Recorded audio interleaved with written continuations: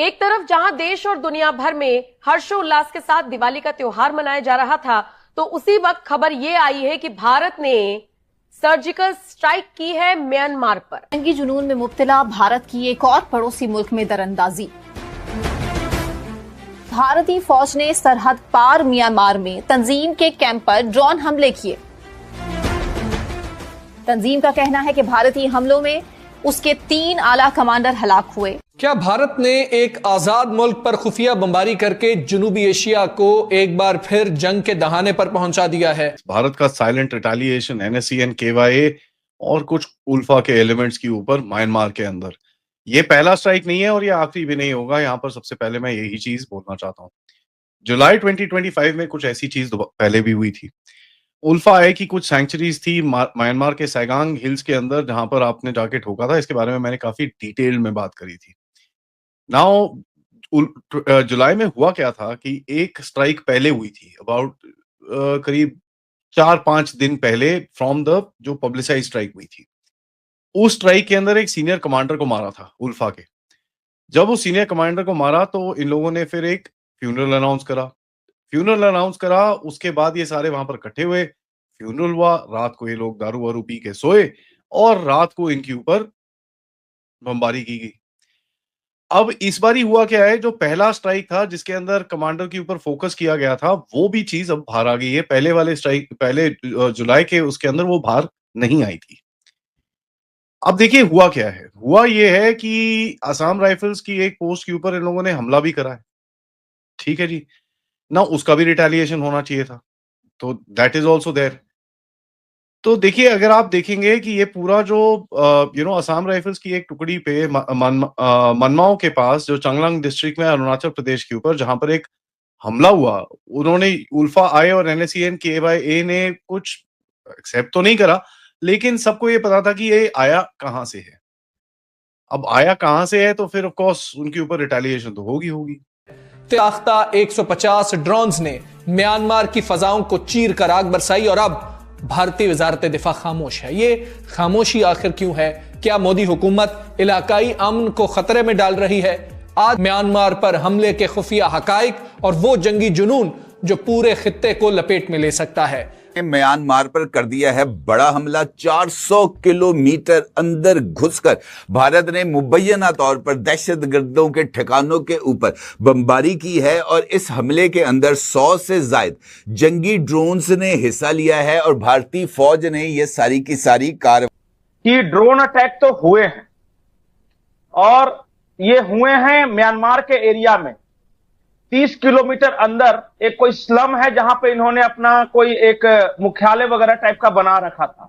ये NSCN Khaplang group जो था ना पहले, उसी के एक फैक्शन के हेडक्वार्टर के ऊपर हुए हैं और उसका जो चीफ था और उसका बेटा था, NSCN क्या उसको बोलते हैं, वो मारा गया इस ड्रोन अटैक में।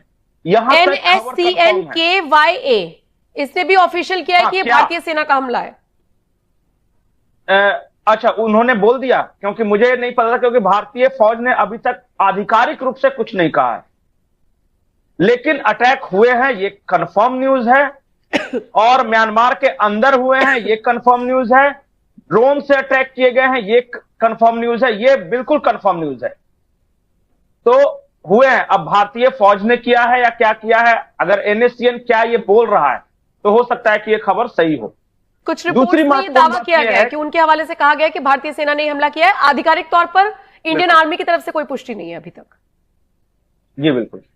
जो कैजुअलिटीज हुई हैं उसमें जो चीफ है वो और उसका बेटा, हाँ, वो दोनों मारे गए। कुल 30 उग्रवादियों के मारे जाने की खबर अब तक जो है रिपोर्ट में इन ड्रोन अटैक से। और उसके बाद जो उनका जो कैंप डिस्ट्रॉय हुआ, हथियार डिपो डिस्ट्रॉय हुआ, वो अलग से है। तीसरी जो महत्वपूर्ण जानकारी यह है कि क्यों किया, अगर भारतीय फौज ने किया होगा तो क्यों किया ये सर्जिकल स्ट्राइक। 3-4 दिन पहले, मतलब रविवार से 3-4 दिन पहले समझिए, मंगलवार को, शायद मंगलवार को अरुणाचल प्रदेश के चापलांग इलाके में NSCN क्या के उग्रवादियों ने भारतीय सेना, ये असम राइफल्स थे वो, उनके बेस कैंप पे हमला किया था, जिसमें 2 सूबेदार मारे गए थे, हवलदार, और बाकी 2 घायल हुए थे।